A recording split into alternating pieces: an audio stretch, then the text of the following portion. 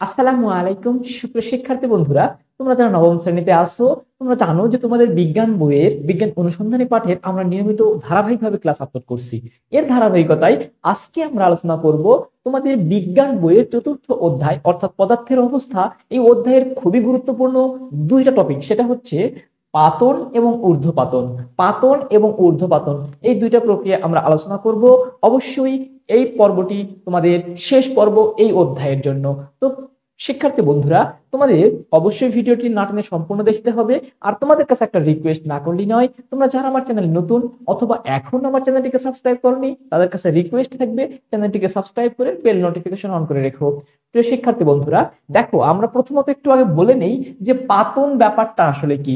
তো পাতন ব্যাপারটা হচ্ছে যে কোনো যদি অপরিশোধিত পদার্থ থাকে অর্থাৎ অপদ্রব্য মিশ্রিত থাকে, অর্থাৎ দেখা যাচ্ছে যে একটা পদার্থ আমাদের দরকার কিন্তু তার ভিতরে অনেক পদার্থ মিশ্রিত অবস্থায় আছে, তখন দেখো সেই পদার্থগুলোকে আমাদের আলাদা করার প্রয়োজন হবে।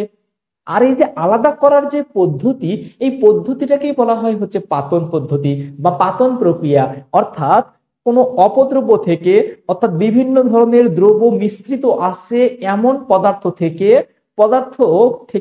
আলাদা আলাদা করব, প্রত্যেকটা পদার্থকে আলাদা আলাদা করব। এই যে আলাদা করার জন্য যে পদ্ধতি, এই পদ্ধতিটাকেই বলা হয় পাতন পদ্ধতি। তো পাতন পদ্ধতি আসলে ঘনীভবন এবং বাষ্পীভবন এই দুটার সম্মিলিত রূপ, অর্থাৎ বাষ্পীভবন এবং ঘনীভবন এই দুইটার যোগফলটাই হচ্ছে পাতন। এখন দেখো তোমাদের একটু বলে নেই যে বাষ্পীভবন ব্যাপারটা কি আর ঘনীভবন ব্যাপারটা কি। বন্ধুরা মনে রাখবে, কোনো কঠিন পদার্থকে আমরা যদি তাপ প্রয়োগ করি, সাধারণত যেগুলো ঊর্ধ্বপাতিত পদার্থ সেগুলো বাদে, আমরা ঊর্ধ্বপাতন নিয়ে আজকে আলোচনা করব, সুতরাং একটু পরে সেটা বুঝবে। কোনো কঠিন পদার্থকে যদি তাপ প্রয়োগ করা হয় তাহলে ওই কঠিন পদার্থ প্রথমে তরলে পরিণত হয়। কোনো কঠিন পদার্থকে তাপ প্রয়োগ করলে ওই পদার্থ প্রথমে তরলে পরিণত হয় এবং ওই তরলকে আবারও তাপ প্রয়োগ করলে ওই তরলটা একসময় কি বাষ্পে পরিণত হয়। তাহলে আমরা কি পাচ্ছি যে তাপ প্রয়োগের ফলে কঠিন থেকে তরল এবং তরল থেকে বাষ্প। মনে রাখবা এই প্রক্রিয়াটাকে বলা হয় হচ্ছে বাষ্পীভবন। অর্থাৎ বাষ্পীভবন সমান সমান লিখতে পারি যে কঠিন প্লাস কঠিন থেকে তরল, তরল থেকে বাষ্প। অর্থাৎ বাষ্পীভবনটাকে আমরা কি লিখতে পারি যে কঠিন কঠিন থেকে তরল, কঠিন থেকে তরল এবং তরল থেকে কি বন্ধুরা বাষ্প। আচ্ছা, তাহলে আমরা এই যে বাষ্পীভবন ব্যাপারটাকে আমরা কি বলতে পারি যে কঠিন থেকে তাপমাত্রা বাড়িয়ে তরল করব, তরল থেকে তাপমাত্রা বাড়িয়ে বাষ্পে পরিণত করব, এই প্রক্রিয়াটাকে বলবো হচ্ছে বাষ্পীভবন। আর ঘনীভবন প্রক্রিয়া কোনটা মনে রাখবা, বাষ্পীভবনের উল্টোটা হচ্ছে ঘনীভবন।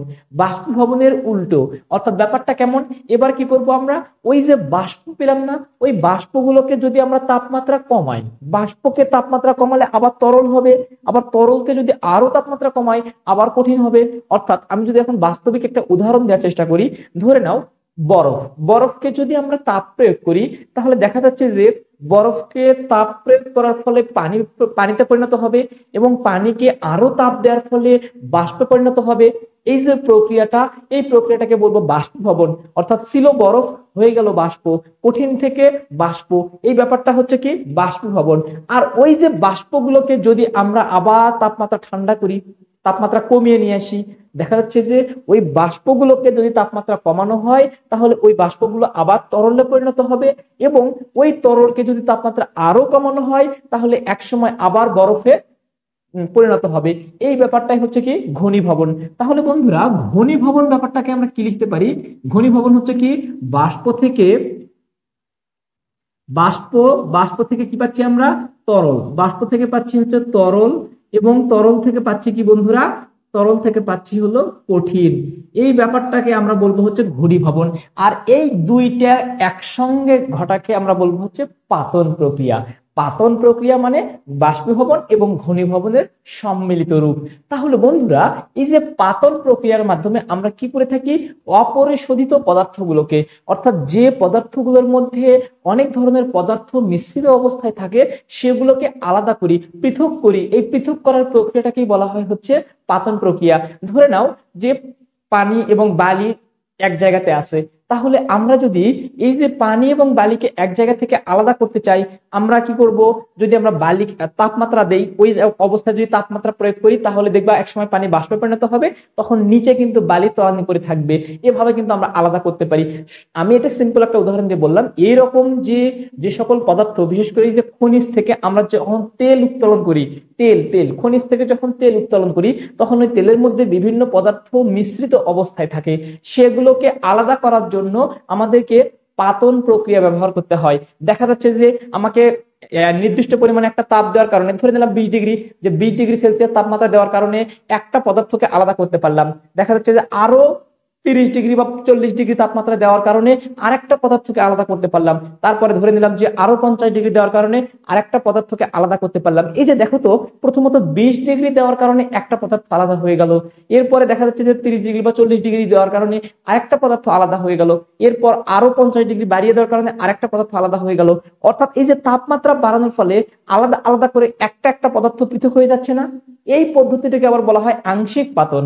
অর্থাৎ দেখা যাচ্ছে এই যে ধরে নিলাম যে 3টে পদার্থ মিশ্রিত অবস্থায় আছে, এখান থেকে শুধুমাত্র একটা পদার্থকে আলাদা করলাম, অর্থাৎ সম্পূর্ণ থেকে আংশিক কাজ করলাম, এই জন্য এর নাম হচ্ছে আংশিক পাতন। অর্থাৎ যখন 3-4টা পদার্থ মিশ্রিত অবস্থায় থাকবে, সেখান থেকে যদি একটা পদার্থ বের করে নিয়ে আসা হয়, এটাকে বলে আংশিক পাতন। 2টা পদার্থ বের করে নিয়ে আসা হয়, এটাকে বলা হয় আংশিক পাতন। তাহলে আংশিক পাতন ব্যাপারটা কি, এটা তোমরা নিশ্চয়ই বুঝে গেছো। এরপর দেখো বন্ধুরা, আমার বিশ্বাস যে তোমাদের পাতন প্রক্রিয়া নিয়ে আর কোনো সমস্যা থাকার কথা না।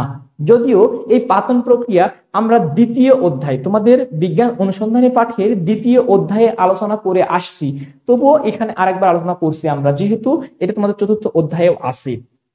এবার খেয়াল করো, আমরা আলোচনা করব হচ্ছে ঊর্ধ্বপাতন। বন্ধুরা, ঊর্ধ্বপাতন ব্যাপারটা আসলে কি? মনে রাখবা, কিছু পদার্থ আছে, এমন কিছু পদার্থ আছে যে পদার্থগুলোকে, অবশ্যই কঠিন পদার্থ, কঠিন পদার্থকে তাপ প্রয়োগ করলে তা তরলে পরিণত হবে না, তরলে পরিণত না হয়ে সরাসরি বাষ্পে পরিণত হয়। এই রকমের পদার্থগুলোকে বলা হয় ঊর্ধ্বপাতিত পদার্থ।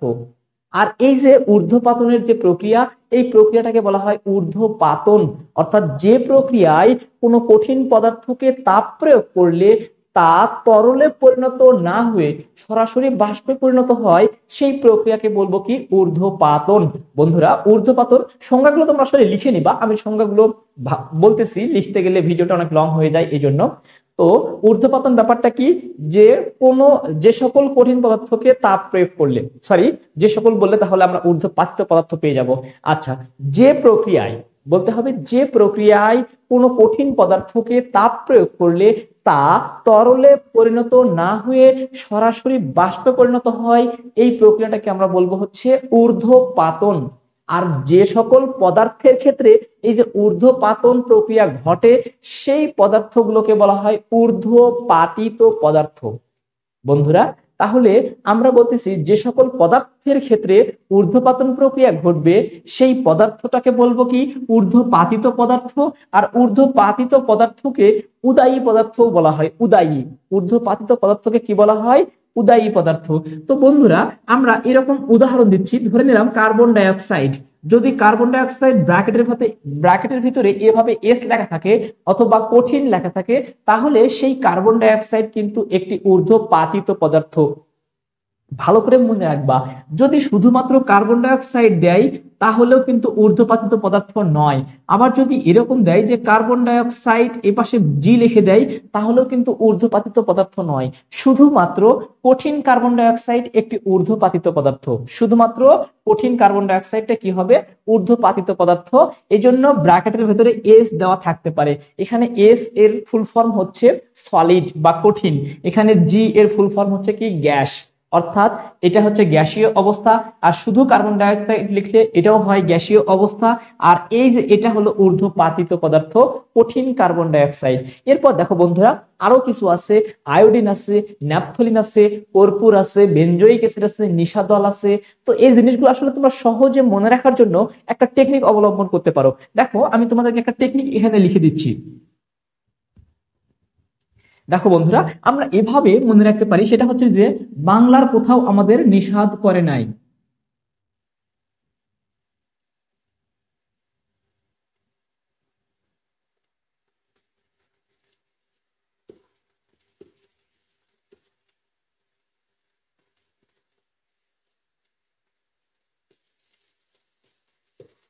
দেখো বন্ধুরা, আমরা কি লিখলাম যে বাংলার কোথাও আমাদের নিষাদ করে নাই।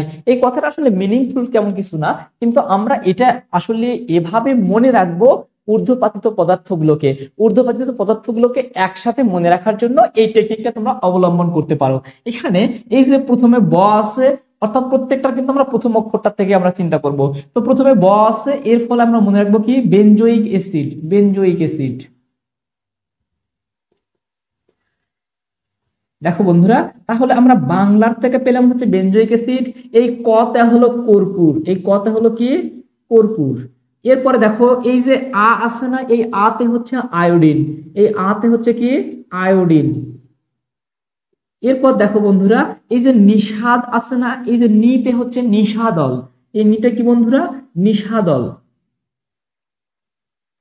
এরপরে এই যে ক আছে না, এই কতে মনে রাখবো হচ্ছে কার্বন ডাইঅক্সাইড। অবশ্যই সেটি কঠিন কার্বন ডাইঅক্সাইড, একটু আগে কিন্তু আমি বলে দিলাম। তাহলে কার্বন ডাইঅক্সাইড, কার্বন ডাইঅক্সাইড আমি কার্বন ডাইঅক্সাইড এখানে এইভাবেই লিখলাম। এরপরে নাইতে হচ্ছে কি ন্যাপথলিন, এরপরে নাইতে হচ্ছে কি বন্ধুরা ন্যাপথলিন। এভাবে যেগুলো পেলাম এগুলোকেই বলা হয় ঊর্ধ্বপাতিত পদার্থ। এর সঙ্গে অতিরিক্ত একটা মনে রাখবা, সেটা হচ্ছে aluminium chloride, AlCl3, aluminium chloride. এই যে পদার্থগুলোকে এগুলোকেই বলা হয় ঊর্ধ্বপাতিত পদার্থ। এখানে যা লিখলাম এর বাহিরে তোমাদের আর মনে রাখতে হবে না। এই পদার্থগুলোকে আমরা একত্রে বলবো হচ্ছে কি ঊর্ধ্বপাতিত পদার্থ। তাহলে ঊর্ধ্বপাতিত পদার্থ কাকে বলে? যে সকল পদার্থকে তাপ প্রয়োগ করলে তা তরলে পরিণত না হয়ে সরাসরি বাষ্পে পরিণত হয়, সেই পদার্থকে বলা হয় ঊর্ধ্বপাতিত পদার্থ বা উদায়ী পদার্থ, বা উদায়ী পদার্থ। এইভাবে মনে রাখতে পারো উদায়ী, এটি আসলে ব। আচ্ছা দেখো, আমরা এভাবে এই যে উদায়ী পদার্থ অথবা ঊর্ধ্বপাতিত পদার্থ যে কোনো একটা বলতে পারি। তাহলে ঊর্ধ্বপাতন প্রক্রিয়াটা কি তোমরা নিশ্চয়ই বুঝে গেছো। অর্থাৎ এমন কিছু পদার্থ আছে যেগুলোকে তাপ প্রয়োগ করলে তরল হবে না, তরল না হয়ে সরাসরি বাষ্প হবে, সেই পদার্থকে সেই প্রক্রিয়াটাকে বলা হয় ঊর্ধ্বপাতন। আর ওই সকল পদার্থগুলোকে বলা হয় ঊর্ধ্বপাতিত পদার্থ। আমি এখানে ঊর্ধ্বপাতিত পদার্থগুলো লিখে দিলাম, এগুলো অবশ্যই তোমরা ভালোভাবে মনে রাখবা। এরপরে দেখো বন্ধুরা, তোমাদের এই যে পাতন অর্থাৎ পাতন প্রক্রিয়া আলোচনা করা হয়ে গেল। এরপরে তোমাদের ঊর্ধ্বপাতন প্রক্রিয়া অর্থাৎ এটিও আমাদের আলোচনা করা হয়ে গেল। এখন তোমরা আসলে বুঝেছো কিনা ব্যাপারটা সেটা অবশ্যই আমাকে কমেন্টসে জানিও। এই যে দুইটা টপিকের মাধ্যমে এই অধ্যায়টা কিন্তু সম্পূর্ণ আলোচনা করা হয়ে গেল, তাই অবশ্যই সম্পূর্ণ অধ্যায়টা তোমরা বুঝেছো কিনা সেটি অবশ্যই কমেন্টে জানিও। যদি আমার এর পূর্ববর্তী ক্লাসটা না করে থাকো অবশ্যই পূর্ববর্তী ক্লাসটা করে নেবে। এর এর পূর্ববর্তী যে ক্লাসটা ছিল সেটি ছিল পর্ব 1, এটি হচ্ছে পর্ব 2। ও সরি, এখানে হচ্ছে আমি 2 লিখিনি। আচ্ছা, এটি হচ্ছে পর্ব 2। অবশ্যই এই দুইটা পর্ব ভালোভাবে দেখে নিবা, তাহলে এই অধ্যায়টা তোমাদের আর কোনো সমস্যা হবে না ইনশাআল্লাহ।